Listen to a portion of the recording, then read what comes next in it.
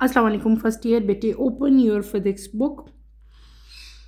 अपने last lecture में मैंने आप लोगों को पढ़ाया था बेटे गॉस लॉ। ठीक है, गॉस लॉ में हमने क्या पढ़ा था, कुछ याद है कि नहीं? मैंने आपको सिंपली यहाँ पे क्या बताया था कि total electric flux to any close surface is 1/एप्सिलॉन naught times the total charge enclose in it. ठीक है, हमने इसकी इक्वेशन की थी, उसको ड्राइव किया था मैंने आपको डायग्राम ड्रॉ करके। ठीक है, छोटा सा टॉपिक था हमारा, इसको हमने कवर किया था। आज हमने स्टार्ट करनी है एप्लीकेशन गॉस लॉ की। ठीक है, और पेज नंबर आपकी बुक का बेटे आप लोग ओपन करेंगे, पेज नंबर 198। ठीक है, पेज नंबर 198 है। टॉपिक हमने जो स्टार्ट किया था लास्ट लेक्चर में 9.4, उसी टॉपिक को आगे लेके हम चलेंगे। एप्लीकेशंस आज हम स्टार्ट करेंगे। Let's start with the reading, then इंशाल्लाह इसको मैं आपको साथ साथ एक्सप्लेन करूंगी। Application of Gauss law. Gauss law can be applied to calculate the electric intensity due to different charge configuration. In all such cases, an imaginary closed surface is considered which passes through the point at which the electric intensity is to be evaluated. This closed surface is known as Gaussian surface. Its choice is such that flux through it can be easily evaluated. As an example, let us find the electric field at any point outside the sphere on which charge Q is placed. Simple यहाँ पे हमारे पास क्या चीज़ आ रही है, हमने start करना है बेटे, जो अभी 3-4 लाइंस की मैंने रीडिंग की है जस्ट। हम पढ़ेंगे अभी एप्लीकेशन गॉस लॉ की। ठीक है, गॉस लॉ मैंने आपको उस दिन बता दिया था। गॉस लॉ को हम अप्लाई करते हैं इलेक्ट्रिक फील्ड इंटेंसिटी जो डिफरेंट चार्जेस की वजह से प्रोड्यूस हो रही हो, डिफरेंट चार्जेस कॉन्फ़िगरेशन की वजह से जो इलेक्ट्रिक इंटेंसिटी हमारे पास आती है, उस इलेक्ट्रिक इंटेंसिटी को कैलकुलेट करने के लिए हम गॉस लॉ जो है वो यूज़ करते हैं। और इस तरह के तमाम केसेस में जर्नली जो है वो इमेजिनरी सरफेस, क्लोज सरफेस जो है वो कंसिडर की जाती है। और इस क्लोज सरफेस को हम लोग क्या कहते हैं, this close surface is known as Gaussian surface. ठीक है, आपकी बुक में डेफिनेशन आपके पेपर में सॉरी आ सकती है, इसको अंडरलाइन करो। गॉसियन सरफेस जो लिखा हुआ है इसको अंडरलाइन करो, इसकी डेफिनेशन आ सकती है। तो आप सिंपली बताएंगे a Gaussian surface is an imaginary close surface of an arbitrary shape which passes through the point where we want to calculate electric intensity. Is that clear? मैं दोबारा बता देती हूँ बेटे, गॉसियन सरफेस की डेफिनेशन आप लोग किस तरह से राइट करेंगे, आप राइट कर लें, मैं आप लोगों को डिक्टेट करवा रही हूँ, आप लोग लिख लो। मैंने क्या कहा, गॉसियन सरफेस क्या चीज़ है, अभी मैंने वो तो आपको समझा तो दिया कि क्या होता है, लेकिन अगर इसकी डेफिनेशन पेपर में आती है तो आप कैसे राइट करोगे? आप राइट करोगे Gaussian surface is an imaginary closed surface of arbitrary shape which passes through the point where we want to calculate electric intensity. Important definition है, आपकी बुक में नहीं दी गई सही तरह से, मैं आपको लिख देती हूँ ताकि आपके अगर पेपर में आए तो बेटा वहाँ पे आप लोग कंफ्यूज ना हो। ठीक है, मैं यहाँ पे राइट करवा देती हूँ, आप लोग मुझे देख के यहाँ पे साथ ही राइट कर लें। हमने क्या डेफिनेशन में लिखवा रही हूँ, GAUSSIAN गॉस लॉ से निकली है। ठीक है, गॉसियन सरफेस, इसको आप किस तरह से डिफाइन करोगे, मैं इसकी डेफिनेशन आपको राइट कर देती हूँ क्योंकि ये डेफिनेशन आपकी बुक में नहीं दी गई। ठीक है, a Gaussian surface GAUSSIAN surface is an imaginary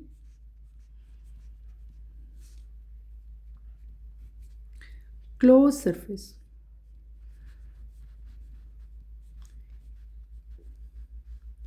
of arbitrary shape which passes through the point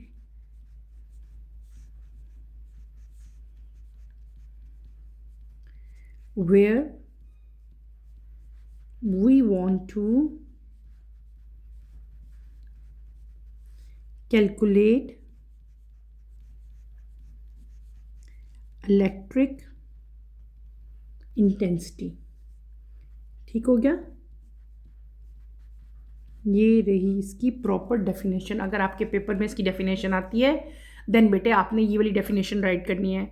Gaussian surface कोई भी इमेजिनरी क्लोज सरफेस है किसी भी शेप की जहाँ पे जो पास हो रही हो थ्रू एनी पॉइंट जिसका हमने इलेक्ट्रिक इंटेंसिटी जो है उसको मेजर करना हो, यानी कि हम यहाँ पे अप्लाई करेंगे क्या, गॉस लॉ, और उससे हम लोग क्या कैलकुलेट करेंगे, इलेक्ट्रिक इंटेंसिटी। क्लियर हो गया। ये डेफिनेशन मैंने आपको राइट करवा दी है, आपकी बुक में डेफिनेशन नहीं दी गई थी, ये डेफिनेशन एज इट इज़ आप लोग लिख लो और यही आगे चल के हम लोग याद भी करेंगे और पेपर में भी आएगी तो आप लोग इसी को ही कंटिन्यू करोगे। क्लियर हो गया। अच्छा, इसकी पहली एप्लीकेशन हम आज स्टार्ट करेंगे। हमने ऊपर से जस्ट रीड आउट किया अभी एप्लीकेशन ऑफ गॉस लॉ। अब हमने पहला इसकी एग्जांपल के तौर पर क्या लेना है, the field of a charge conducting sphere. Consider a conducting sphere of radius r containing a charge q. We know that all charge is distributed uniformly over the surface of sphere as shown in figure 9.15. We can also conclude from a spherical symmetry that electric field is radial everywhere and that its magnitude depend only on the distance r from the center of the sphere. Thus, the magnitude E is uniform over a spherical surface with any radius r concentric with the spherical conductor. Therefore, we take over Gaussian surface as an imaginary surface with radius r greater than the radius r of the conducting sphere. The area of the Gaussian surface is 4 pi r square because E is uniform over the sphere. The total flux to the whole surface will be electric flux आपको दी हुई है, ठीक है। और ये सारी derivation है बेटे, मैं आपको डेरिवेशन यहाँ पे खुद इक्वेशन ड्राइव कराऊंगी। हमने क्या कंसीडर करना है, सबसे पहले यहाँ पे हम कंसीडर करेंगे क्या, एक स्फीयर को आपने कंसीडर करना है जिसका रेडियस क्या होगा, आर होगा, और यहाँ पे जो चार्जेस प्रेजेंट होंगे वो क्या होंगे, स्मॉल क्यू होंगे। और आपको पता है कि इस तरह के स्फीयर में जो चार्जेस हैं वो यूनिफॉर्मली जो है वो तमाम के तमाम स्फीयर में जो है डिस्ट्रीब्यूट होंगे। अभी मैं डायग्राम भी ड्रॉ करके दिखाऊंगी। और दूसरी चीज़ आपने क्या याद रखनी है कि स्फेरिकल सिमेट्री होती है, जो स्फेरिकल शेप में होती है, इलेक्ट्रिक फील्ड जो है यहाँ पे रेडियल होती है हर साइड्स पे, और इसका जो मैग्नीट्यूड है वो किस चीज़ पे डिपेंड करता है, मैग्नीट्यूड डिपेंड करता है ऑन द डिस्टेंस। कौन सा distance, from the centre, centre से लेकर कितना इसका जो है वो डिस्टेंस है स्फीयर तक। और मैग्नीट्यूड ई जो है वो हर तरफ यूनिफॉर्म होगा और रेडियस का होगा स्मॉल आर होगा। और फिर हमने किस तरह से इसका हम टोटल फाइंड करेंगे वो बेटे मैं आपको करके दिखाऊंगी। आप लोग मेरे साथ साथ इस इक्वेशन को समझो।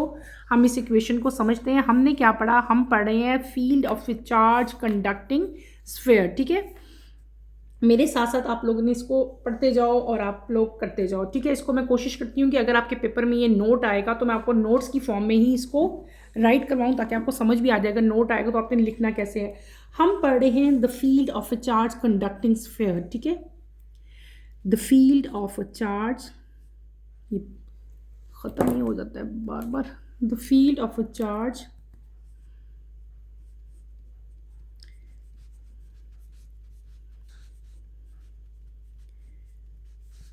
conducting sphere, ठीक है। आपने यहाँ पे दो चीज़ें याद रखनी है। हमने क्या कंसिडर करना है, हमने कंसिडर करना है, इमेजिन करना है कोई भी स्फीयर जिसका रेडियस क्या होगा, कैपिटल आर होगा, ठीक है। सबसे पहली चीज़ आपने ये नोट करनी है जिसमें चार्ज होंगे कौन से, स्मॉल क्यू होंगे, ठीक है। और जो चार्जेस हैं वो डिस्ट्रीब्यूटेड होंगे यूनिफॉर्मली, यानी कि इक्वली पूरे स्फीयर में जो है ये डिस्ट्रीब्यूट होंगे। फिर आती है आपके पास पहली चीज़ हमारे पास symmetry and nature of electric field. इस केस में जब हमने एज ए एग्जाम्पल क्या लिया बेटे, स्फीयर को एज ए एग्जाम्पल लिया, तो इस केस में सिमेट्री क्या होगी और जो इलेक्ट्रिक फील्ड है उसकी नेचर क्या होगी, ठीक है। पहली चीज़ जो आपको मैं बताने लगी हूँ, तो स्फेरिकल सिमेट्री में क्या होता है कि इलेक्ट्रिक फील्ड जो है वो क्या होगी, रेडियल होगी। क्या होगी, इस चीज़ को याद रखो। जब स्फेयर होता है आपके पास, जब सर्कल होता है यानी कि स्फेरिकल आपके पास सिमेट्री अगर होगी तो इलेक्ट्रिक फील्ड जो है वो क्या होगी, रेडियल होगी। इलेक्ट्रिक फील्ड क्या होगी, रेडियल होगी एवरीवेयर, हर तरफ। और इसका मैग्नीट्यूड जो है, इलेक्ट्रिक फील्ड का जो मैग्नीट्यूड है वो किस पे डिपेंड करेगा, इलेक्ट्रिक फील्ड का जो मैग्नीट्यूड है वो डिपेंड करेगा उसकी डायरेक्शन, उसके डिस्टेंस पे। डिस्टेंस कौन सा distance, small R, from the centre, centre से कितना डिस्टेंस है, ठीक है, उस चीज़ पे क्या हमारा डिपेंड करेगा मैग्नीट्यूड, ठीक है। तो मैग्नीट्यूड ई जो है वो क्या होगा, पूरे स्फेरिकल सरफेस पे क्या होगा, मैग्नीट्यूड बेटे इक्वल होगा। ये चीज़ आप याद रखोगे। दूसरी चीज़ क्या है कि हमने यहाँ पे जो चीज़ लेनी है, अब जो चीज़ हम चूज़ करेंगे वो क्या होगी, हमारी गॉसियन सरफेस, जो हमने पहले पढ़ी ना गॉसियन सरफेस। तो यहाँ पे जो इमेजरी सफ़ेयर हम लेंगे वो कौन सा लेंगे, वो हम लेंगे गॉसियन सरफेस जो है वो हम यहाँ पे कंसिडर करेंगे, जिसका रेडियस जो है बेटे स्मॉल आर होगा। और जो कंडक्टिंग स्फेयर है, जो यानी कि एक तो होगी आपकी गॉसियन सरफेस, गॉसियन सरफेस का रेडियस जो है वो क्या होगा, स्मॉल आर होगा, ठीक है, ये बात आप याद रखोगे। और जो कंडक्टिंग स्फेयर है उसका रेडियस क्या होगा, कैपिटल आर होगा। इसी तरह जो एरिया होगा गॉसियन स्फेयर का वो क्या होगा, 4 पाई आर स्क्वायर होगा। और ई जो है वो यूनिफॉर्म होगी ओवर द स्फेयर। अब मैं आपको बता दूं, हमने यहाँ पे क्या सपोज किया, हमने एक स्फेयर सपोज करना है, ठीक है। मैं पॉइंट्स यहाँ पे लिखती हूँ, हम क्या लिखेंगे, इमेजरी स्फेयर लेना है, ठीक है, गॉसियन सरफेस, इधर मैं लिख देती हूँ ताकि बेटे आप लोग भी इसको नोट की फॉर्म में राइट, गॉसियन सरफेस, ठीक है, इमेजरी स्फेयर लेंगे हम।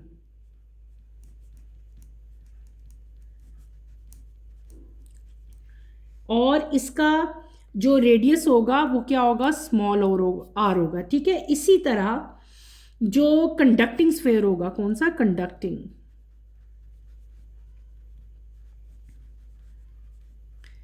कंडक्टिंग स्फेयर का रेडियस हम क्या लेंगे, कैपिटल आर लेंगे, ठीक है, क्लियर है। उसके बाद आपका आता है एरिया, एरिया ऑफ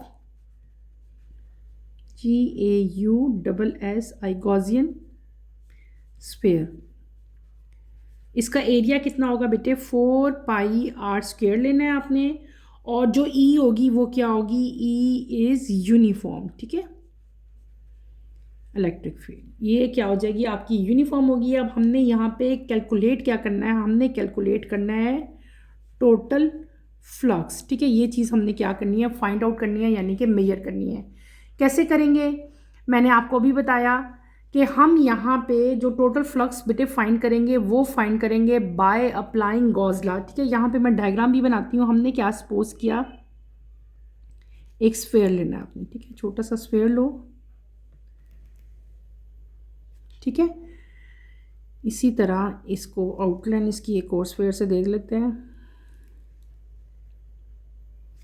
ठीक। यहाँ पे हमने इमेजिनरी लाइंस ड्रॉ करनी है, ये स्ट्रेट, यहाँ पे भी स्ट्रेट, इसी तरह यहाँ पे भी हम यहाँ तक इमेजिन करके इसको भी स्ट्रेट ले जाएंगे। और ये मेरे बेटे मैंने सर्कल ना यहाँ से थोड़ा सा सही नहीं बना, आप लोग खुद बना लेना। इसी तरह यहाँ पे भी आप लोग कर लो, यहाँ पे भी डॉटेड लाइन, यहाँ पे भी डॉटेड लाइन, यहाँ पे भी डॉटेड लाइन। और इसको आप लोग यहाँ से स्ट्रेट ले जाओ, इसको यहाँ से स्ट्रेट ले जाएंगे हम, इसको यहाँ से और इसको यहाँ से। ये हमारे पास तमाम के तमाम चार्जेस हैं और इनकी डायरेक्शन जो है ये डायरेक्शन है इसकी, ठीक है।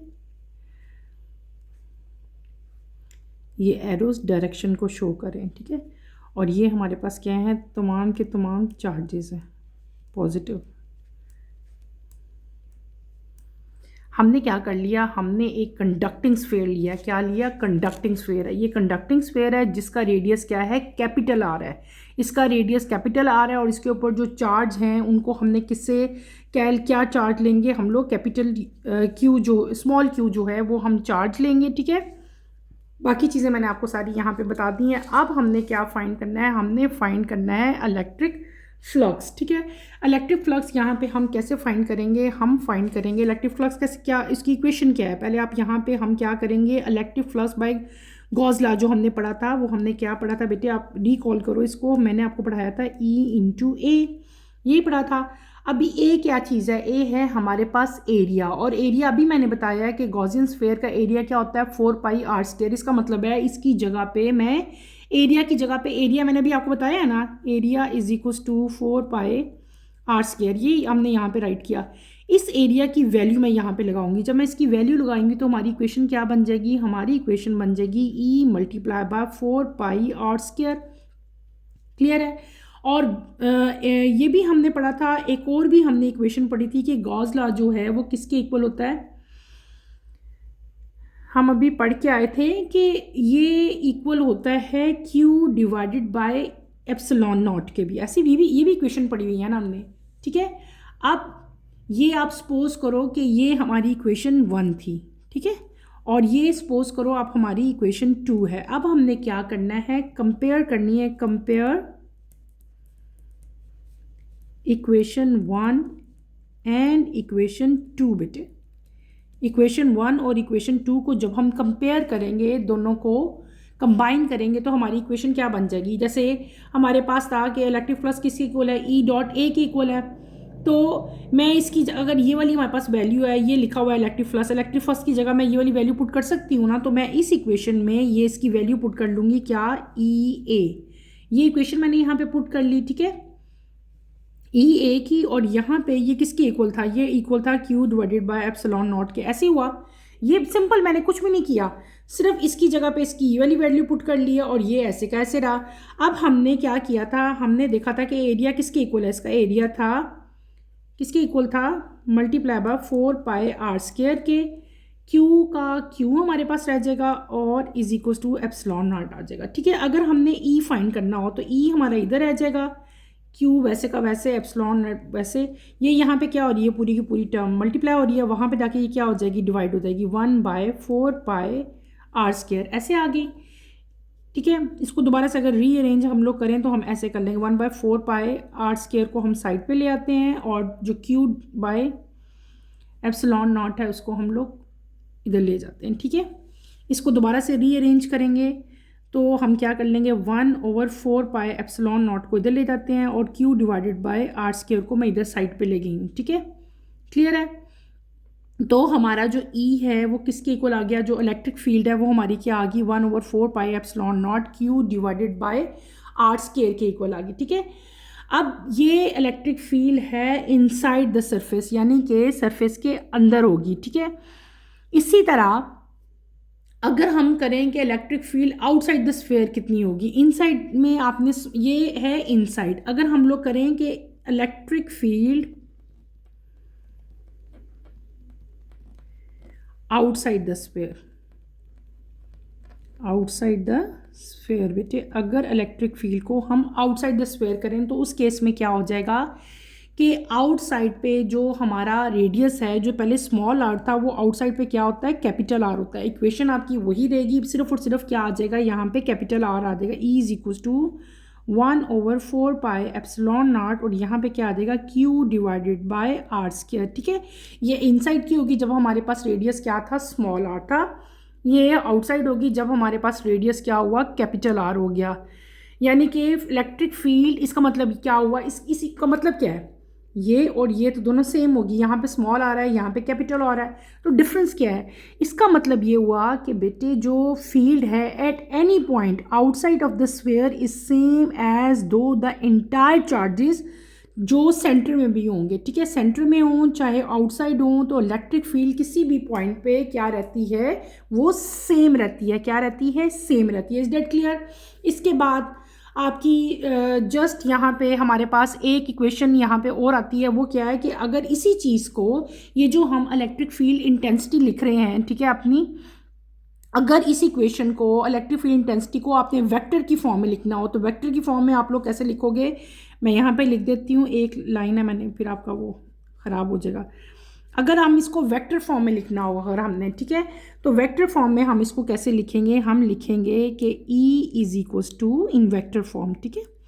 अब वेक्टर फॉर्म में हम कैसे लिखेंगे, 1/4π epsilon naught Q divided by r², और साथ यहाँ पे हम ये स्मॉल r का साइन डाल देंगे। इसका मतलब क्या होता है कि ये क्या चीज़ है, दिस, ये जो मैंने स्मॉल r उसके ऊपर ये एरो डाली, इसका मतलब क्या होता है, ये डायरेक्शन है किसकी, E की। ये किसको रिप्रेजेंट कर रहा है, ये रिप्रेजेंट कर रहा है डायरेक्शन ऑफ E। ये आपने सारी यहाँ से इक्वेशन ड्राइव की, सिंपल है हमारे पास। हमने क्या किया, हमने एक स्क्वायर लिया, ठीक है, और उसका जो रेडियस है वो क्या है, कैपिटल आर है। इसमें जो पॉइंट चार्जेस थे वो क्या थे, क्यू थे, ठीक है।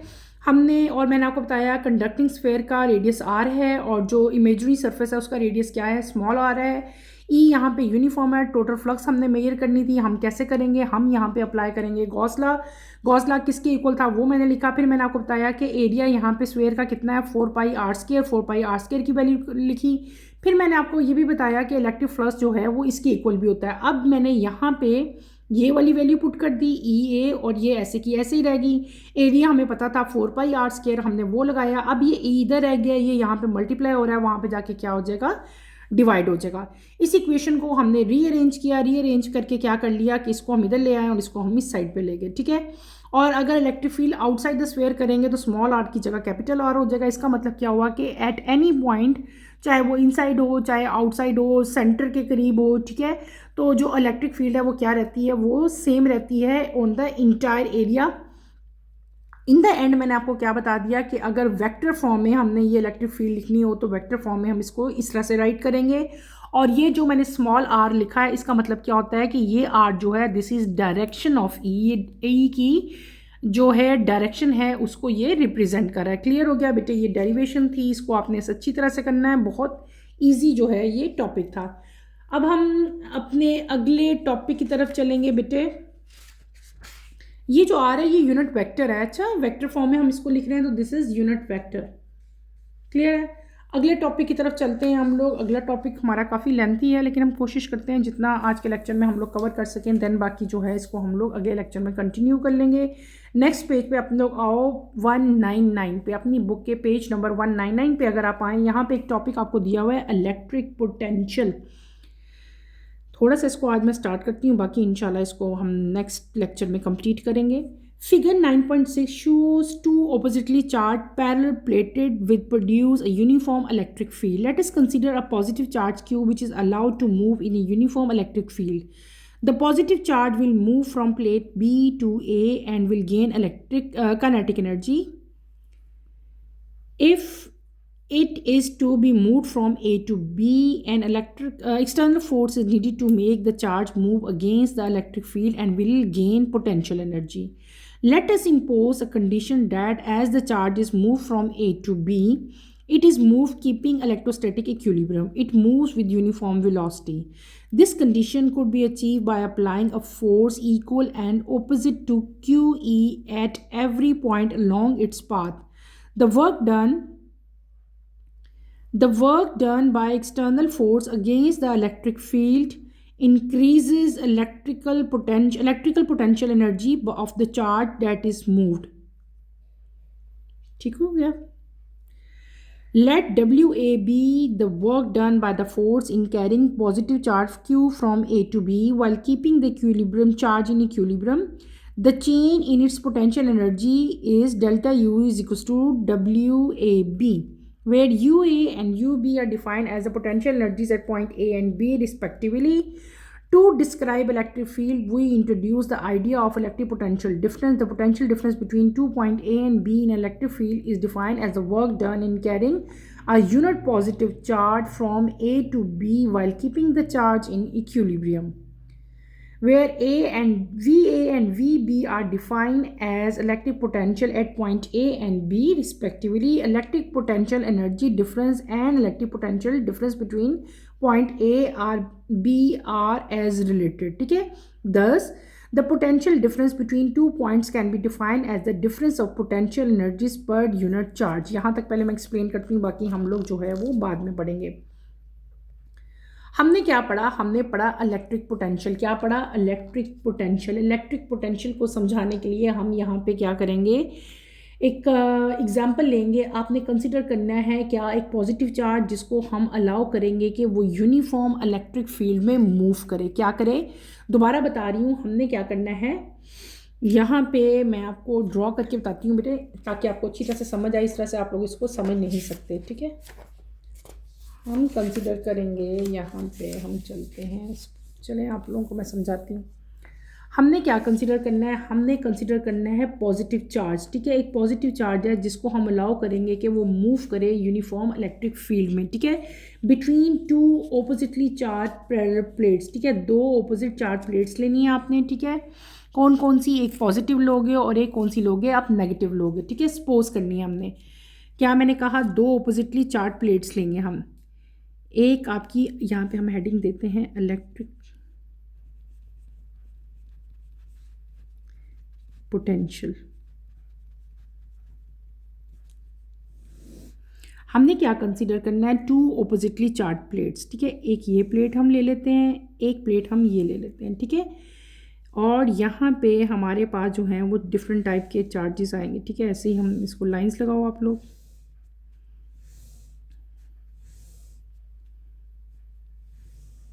ठीक। ये सारे हमारे पास पॉजिटिव चार्जेस हैं, ऑपोजिट चार्ज प्लेट्स है ना, यहाँ पे क्या आ गया, नेगेटिव आएंगे सारे। डिफरेंट चार्ज प्लेट्स हैं, ये पॉजिटिव है, इसको हम लोग क्या लेते हैं बी, इसको हम लोग क्या सपोज कर लेते हैं ए, ठीक है। ये क्या है, इनका डिस्टेंस, ठीक है। ये ऊपर को अब इसको एरो शो करो, यहाँ पे हम एरो शो करेंगे डाउनवर्ड डायरेक्शन में। यहाँ पे सेंटर में हम सपोज करेंगे ये पॉइंट क्या है, ओ पॉइंट है, ये इसी तरह से ऊपर जा रहा है और ये यहाँ से नीचे आ रहा है, ठीक है।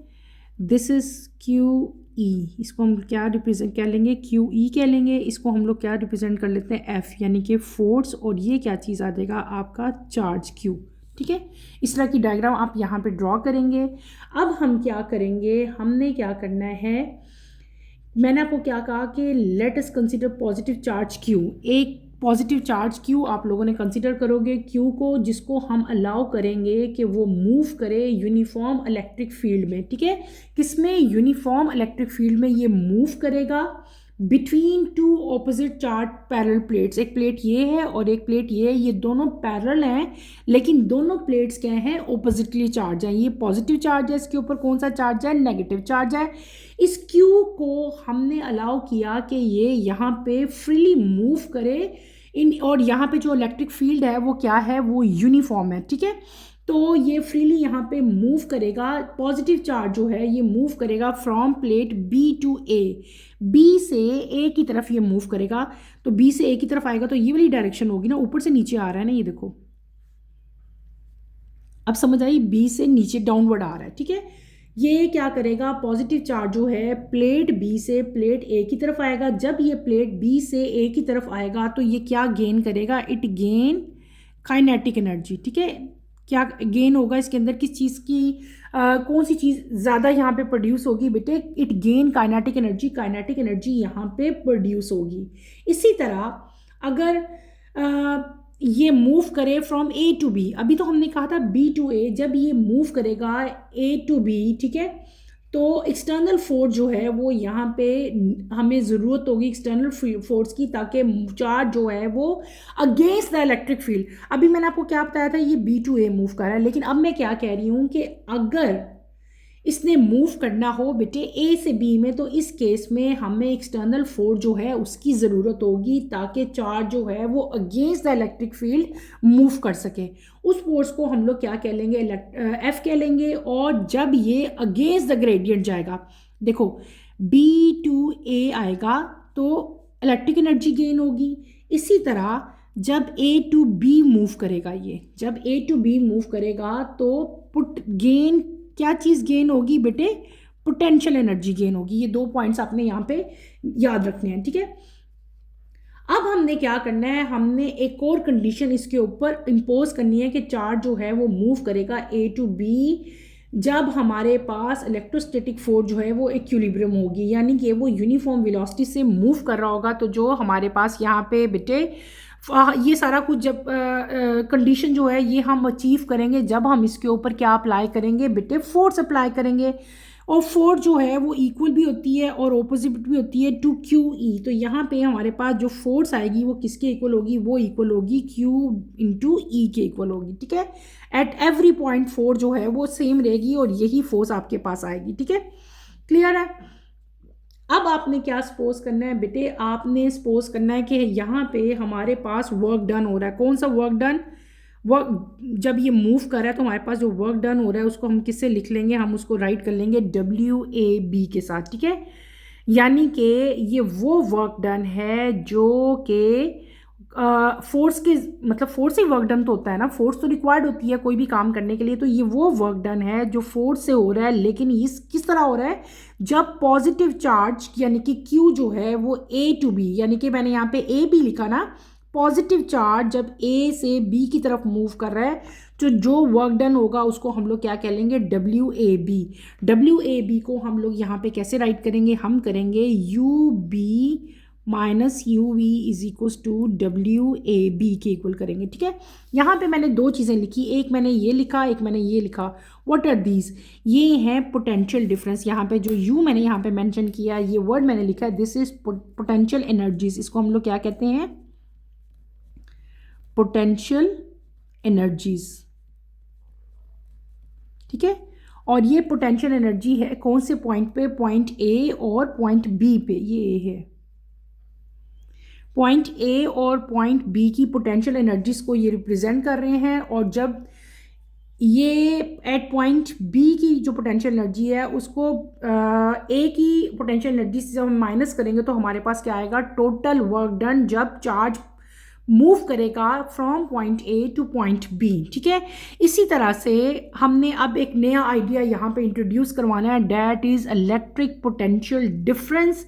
और पोटेंशियल डिफरेंस किसके दरमियान में, पॉइंट A और पॉइंट B के दरमियान में। तो उसको हम लोग किस तरह से राइट करेंगे बेटे, उसको हम राइट करेंगे डेल्टा V। ये क्या है, चेंज इन पोटेंशियल डिफरेंस। यहाँ पे क्या आ जाएगा हमारे पास, VB माइनस VA, ठीक है। और इसको हम ऐसे भी राइट कर सकते हैं, डेल्टा V को WAB डिवाइडेड बाय Q के इक्वल भी। और WAB अभी हमने फाइंड किया वो किसके इक्वल है, डेल्टा U, यानी कि चेंज इन आपका जो है, ये मैंने भी बताया था, ठीक है, इसके इक्वल है, डिवाइडेड बाय हमारे पास क्या आ गया, Q आ गया। अब VA और VB जो हैं ये इलेक्ट्रिक पोटेंशियल्स हैं at point A and B। VB क्या है बेटे, VB क्या है, ये इलेक्ट्रिक पोटेंशियल है एट पॉइंट B, और VA क्या है, electric potential at point A, ठीक है। फिर हमने क्या किया, इन दोनों इक्वेशंस को कंबाइन कर दिया। अब हमारे पास जो इलेक्ट्रिक पोटेंशियल डिफरेंस और इलेक्ट्रिकल पोटेंशियल एनर्जी डिफरेंस, ये जो ऊपर मैंने लिखा, और जो नीचे हमारा आया electric potential difference between point and AB, उसको हम क्या करेंगे, हम कर लेंगे, ये क्या है, यहाँ पे मैंने क्या लिखा था, डेल्टा V। अगर मैंने ये डेल्टा U फाइंड करना हो तो मैं क्या करूँगी, Q और V को मल्टीप्लाई कर, यहाँ पे ये क्या हो रहा है, डिवाइड हो रहा है, ये यहाँ पे क्या हो रहा है, डिवाइड, वहाँ पे जाके क्या हो जाएगा, मल्टीप्लाई। तो इसका मतलब है ये हमारी इक्वेशन क्या बन जाएगी, delta U is equals to Q delta V। अगर आपको याद हो तो ये इक्वेशन हमने फिजिक्स में भी डिराइव की थी, ठीक है। तो ये जो आपकी एंड इक्वेशन आई है बेटे, this is potential difference between two points. ये क्या चीज़ है, this is potential energy, sorry potential difference. ये क्या चीज़ है, ये पोटेंशियल डिफरेंस है बिटवीन टू पॉइंट्स, और इसको हम लोग कैसे डिफाइन करते हैं, difference of potential energies per unit charge, ठीक है। इसको मैं इतना ही पढ़ाऊँगी आज, इसको बाकी जो हमारा यही टॉपिक आगे हम इसको कंटिन्यू करेंगे, लेकिन इंशाल्लाह कमिंग लेक्चर में मैं इसको दोबारा से रिवाइज भी करवा दूँगी और दोबारा ही इसको कंटिन्यू करूँगी। इसको अच्छी तरह से पढ़ो, इसमें कोई प्रॉब्लम होती है, कोई कन्फ्यूजन होती है तो feel free to ask any question. बेटे ये टॉपिक अभी ख़त्म नहीं हुआ, इस टॉपिक को हम लोग इंशाल्लाह कमिंग लेक्चर में भी कंटिन्यू करेंगे। अभी फ़िलहाल मैं आज के लिए इतना ही काफ़ी है, ठीक है।